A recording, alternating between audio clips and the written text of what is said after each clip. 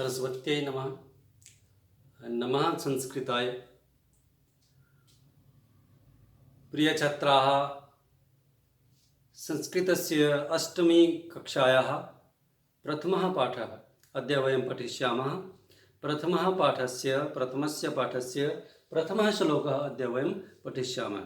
आज हम पहले श्लोक को पढ़ने जा रहे हैं, कक्षा 8वीं के।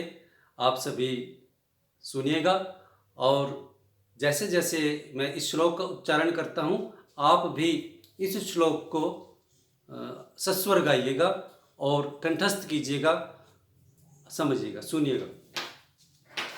श्लोक है, गुणा गुणज्ञेषु गुणा भवन्ति, ते निर्गुणं प्राप्य भवन्ति दोषा। पुनः एक बार, गुणा गुणज्ञेषु गुणा भवन्ति, ते निर्गुणं प्राप्य भवन्ति दोषा। सुस्वादुतोयाः प्रभवन्ति नद्यः, सुस्वादुतोयाः प्रभवन्ति नद्यः, समुद्रमासाद्य भवन्त्यपेयाः। पुनः एक बार देखिएगा,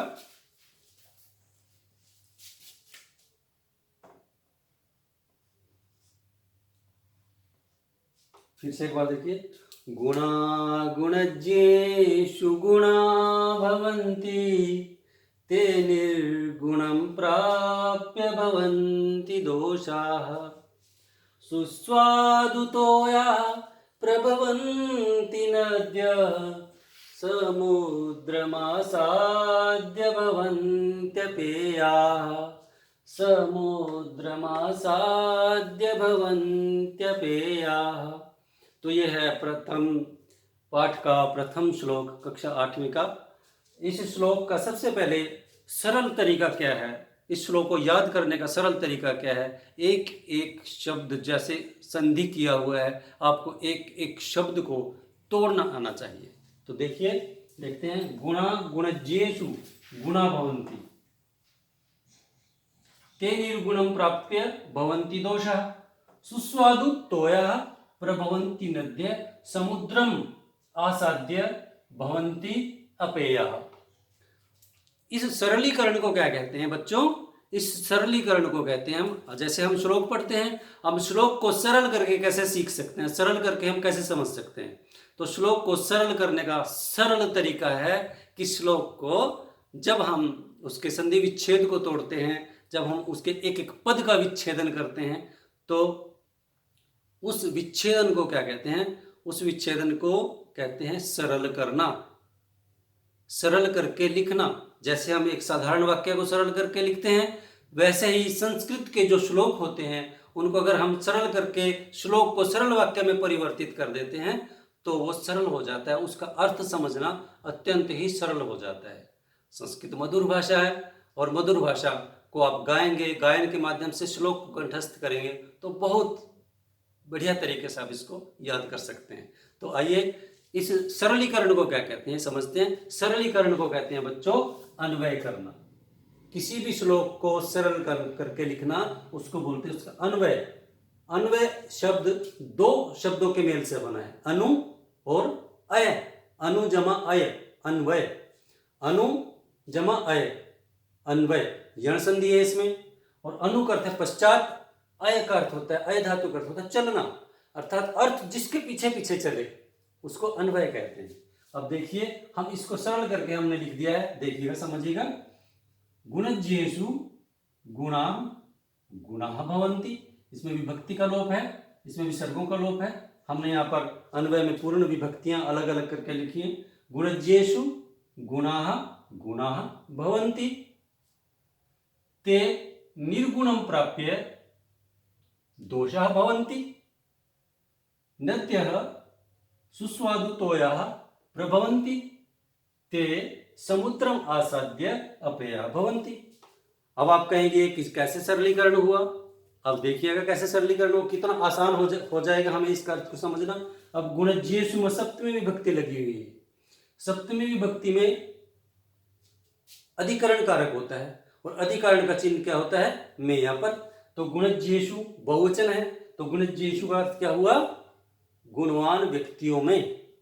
गुणाः बहुवचन है, गुण शब्द, गुण, गुणा भवन्ति, गुण होते हैं, अर्थात गुणवान व्यक्तियों में जो गुण होते हैं वो सदैव ही गुण होते हैं, अर्थात गुण बने रहते हैं। जो गुणवान व्यक्ति होते हैं उन्हें गुण होते हैं ना, सभी में गुण होते हैं, परंतु ते वे ही गुण जो उसके अंदर अच्छे गुण हैं, गुणवान व्यक्ति के अंदर, ते वही गुण निर्गुणम प्राप्य, निर्गुण को प्राप्त करके। निर्गुण का अर्थ क्या है, वे ही गुण निर्गुण अर्थात गुणहीन लोगों की संगति को प्राप्त करके, निर्गुणता को प्राप्त करके। निर्गुणता का अर्थ क्या है, दोष को, गुणहीनता को प्राप्त करके, प्राप्य करता प्राप्त करके, दोषाः भवन्ति, दोष बन जाते हैं, भवन्ति करता है हो जाते हैं, बन जाते हैं, दोषाः भवन्ति, अर्थात गुणवान व्यक्तियों में जो गुण होते हैं वो गुण होते ही हैं, परंतु वे गुण निर्गुण को प्राप्त करके, अर्थात निर्गुण व्यक्तियों को, अर्थात दुष्ट व्यक्तियों को, गुणहीन व्यक्तियों की संगति में जाकर उन व्यक्तियों के वो गुण दोषाः भवन्ति, वो गुण भी दोष बन जाते हैं। आपने देखा होगा, होता है ना ऐसा। देखिए आगे, नद्य है, एक उदाहरण दिया गया है, नदियों से उदाहरण दिया गया है। देखिए, नद्यः सुस्वादुतोयः प्रभवन्ति, नदियां सुस्वादुतोय होकर प्रभवन्ति, प्रभावित होती हैं, प्रभूत होती हैं, उत्पन्न होती हैं, अर्थात नद्यः का अर्थ है नदियां, सुस्वादुतोयः सुस्वादुतोय वाली होकर, तोय का अर्थ है पानी, जल, नीर, सलिल, तोय पानी का पर्यायवाची शब्द है। सुस्वादुतोया, सुस्वादु करता है सुस्वादिष्ट होकर, किस वाली, जल वाली, तोया, प्रभवंती प्रभूत होती हैं, पैदा होती हैं, उत्पन्न होती हैं। पर्वतों से जब नदियां निकलती हैं तो नदियां सुस्वादिष्ट, उनका जल सुस्वादिष्ट होता है ना, उनका पानी पीने में अच्छा लगता है।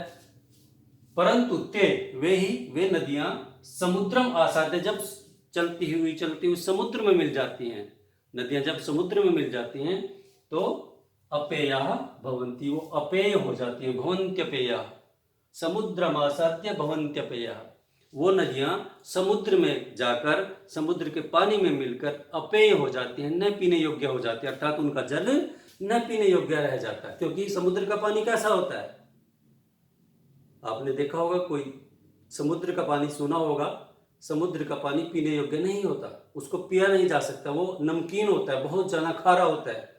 और जब नदियां उसमें मिलेंगी तो क्या होगा, पानी नमकीन होगा और वो पीने योग्य नहीं रह जाता, पानी जो नदियों का जल है वो पीने योग्य नहीं रह जाता। इसी प्रकार से बच्चों, अगर हमारे अंदर गुण हैं, अगर हम दुष्ट व्यक्तियों की संगति करते हैं, अर्थात दोषों को प्राप्त करते हैं, गुणहीन व्यक्तियों की संगति करते हैं या बुरे मार्ग की ओर चलते हैं, तो हमारे वो दोष भी, हमारे वो गुण भी दोष बन जाते हैं। और दोष बनने के बाद क्या होता है, व्यक्ति का चरित्र हनन हो जाता है, चरित्र गिर जाता है, वो कुछ भी बुरे कार्य कर सकता है। इसलिए इस श्लोक से यही हमें शिक्षा मिलती है कि हमें गुणवान व्यक्तियों की संगति करनी चाहिए और गुणवान व्यक्तियों के साथ रहकर ही हम अच्छी अच्छी बातें सीख सकते हैं।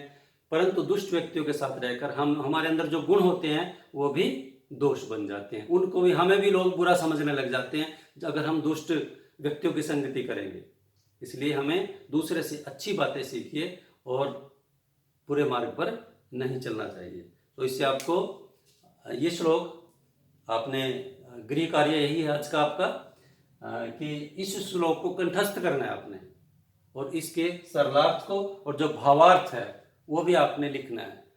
और जो भी भक्तियां मैंने बताई हैं, अब जैसे देखिए, गुणज्येषु में कौन सी विभक्ति है, सप्तमी विभक्ति है, इनका पद परिचय भी आप सभी ने लिखना है।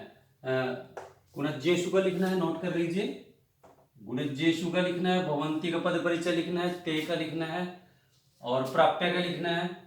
ल्यप प्र जमा आप धातु और ल्यप प्रत्यय है इसमें, ल्यप